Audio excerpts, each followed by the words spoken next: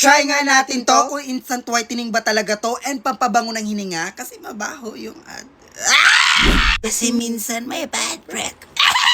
So, kakagising lang namin, ganito kami ka-fresh and kaya may pasensya na. Gagamitin natin tong dalawang toothpaste kung ano ang difference ng dalawa. Kasi yung akin, optical white and sa'yo, Fresh white. so titignan natin kung anong difference nilang dalawa. Let's go! And wala pa pala kaming toothbrush.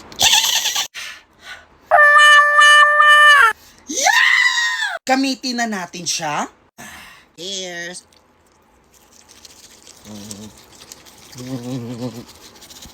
Bango nga, ang sarap. Pwede siyang kainin. Ang sarap. May mental effect ka. Talagang babango. Check na natin.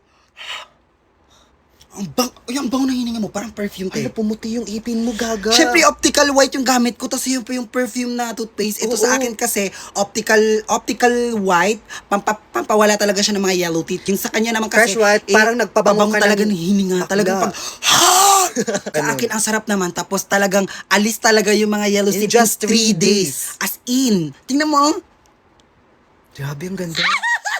pag ganito ka bango and kaputi ang ngipin mo, talagang confident ka talagang ngumiti sa tao. Sabog yung akin kasi optical white, instant whitening. Mas pasabog sa akin, bakla, kasi may pabango na siya sa bunganga. Uy, bakla mas maganda kasi pag maputi ang ngipin, Fresh mas yung confident. bunganga, diba? O, so dalawa na lang tayo maganda. So ano pang hinintay nyo? I-check out nyo na.